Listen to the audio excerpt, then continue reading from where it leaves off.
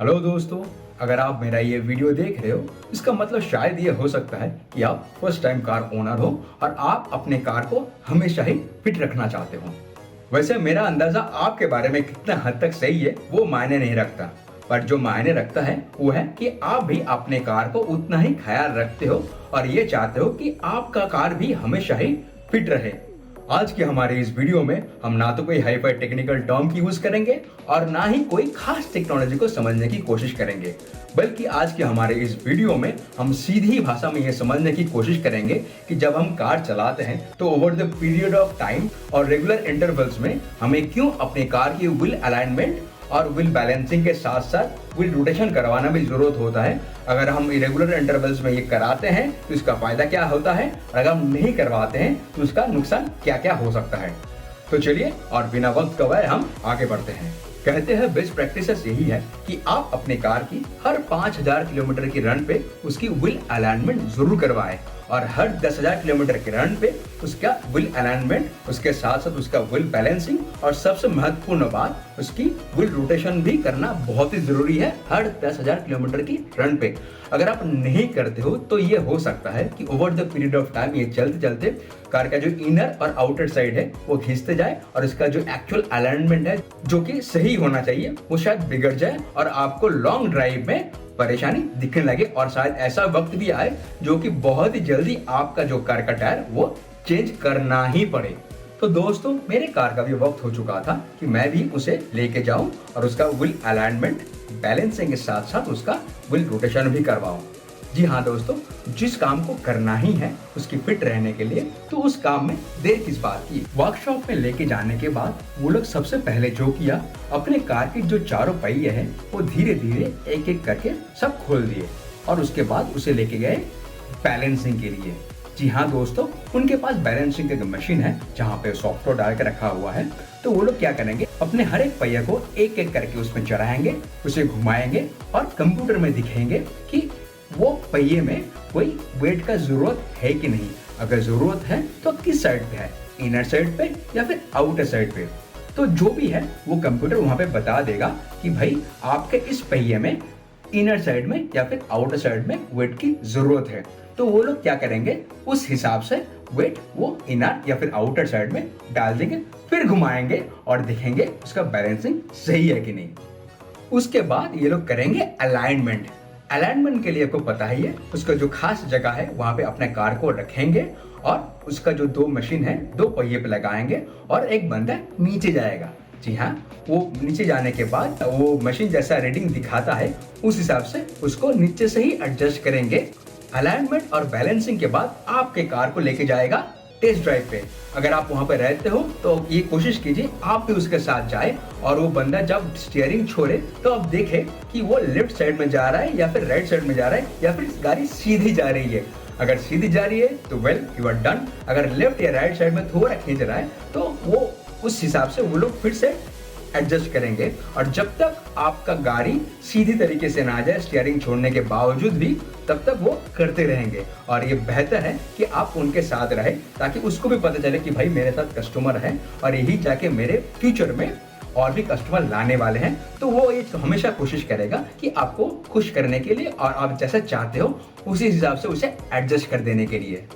तो जब सब ठीक हो जाएगा और आप खुश हो, then you are done, your car is fit for the longer drive. और अगर फिर भी आपको कोई लगता है कि ना कोई थोड़ी बहुत परेशानी है तो आप उसको बता सकते हो कुछ दिन के बाद। नॉर्मली आपको बोलेंगे कि सर आप कुछ दिन चला लो, उसके बाद एक फीडबैक देना कि सब कुछ सही है कि नहीं। अगर आपको लगता है कि सब कुछ सही नहीं है, थोड़ा बहुत एडजस्टमेंट की ज़रूरत है, तो आप वहाँ पे ज़रूर लेके जाए और वो उस मैकेनिक को बताए कि भाई आपको ये परेशानी है, तो फिर ज़रूर आपके बात सुनेंगे या फिर आपको जो परेशानी है वो दूर करने की कोशिश ज़रूर करेंगे।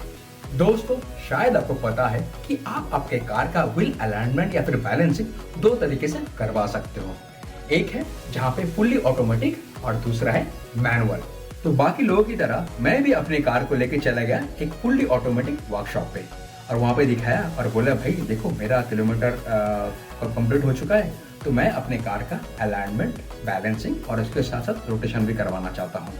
तो बंदे ने देख के रीडिंग के हिसाब से और अपना ट्राई किया और ट्राई करने के बाद अभी ये जो रिपोर्ट आ रहा है वो रिपोर्ट दिया और बोला कि सर आपके कार में थोड़ा बहुत प्रॉब्लम है तो आपको सर्विस सेंटर में लेके जाना पड़ेगा।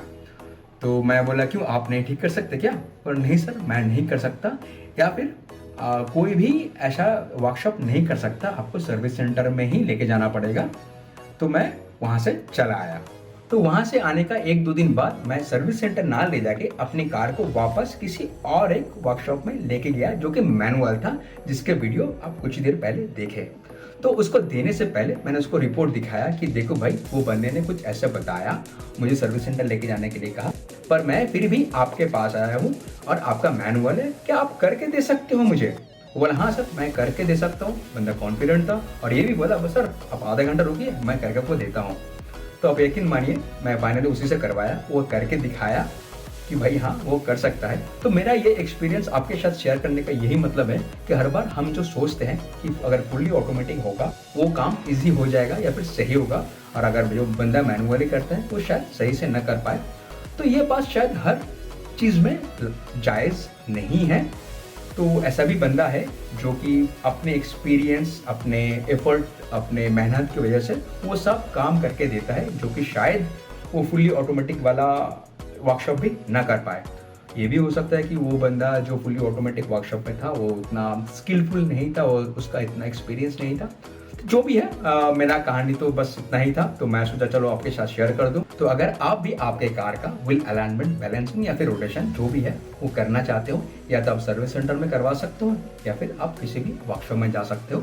अगर आप वर्कशॉप में जाते हो तो अपने दोस्त लोगों से पूछिए कि किसका फीडबैक अच्छा है, उसका प्राइसिंग कैसा है, उस हिसाब से अपने कार को दीजिए। और अगर हो सके तो वहाँ पे खड़े रहने की कोशिश कीजिए और देखिए कि वो लोग कैसे कर रहे हैं, और उसके साथ तो टेस्ट ड्राइव पे ज़रूर जाइए। होने के बाद तो भी आपको पता चलेगा कि वो बंदा काम कैसा किया या फिर सही किया या नहीं। और दोस्तों आपको तो पता ही है, कार चलाते हुए कितना ही परेशानियों का सामना हमें करना हो सकता है कभी कभी। तो उसके लिए हमें हमारे कार में डैश कैम होर्न लगवाना बहुत ही ज़रूरी है। तो अगर आपने अभी तक अपने कार में डैश कैम नहीं लगवाए और ये कंफ्यूज हो कि कौन सा डैश कैम लगाए, आपका बजट जो भी है उस हिसाब से अगर आप चाहते हो कि कौन सा डैश कैम आपके लिए सही रहेगा, तो अभी ऊपर लेफ्ट में जो वीडियो आ रहा है उसमें क्लिक करके आप देख सकते हो 2 अच्छे कैमरे का कंपैरिजन डाला हुआ है पॉइंट वाइज। तो शायद वो आपका कुछ मदद कर दे।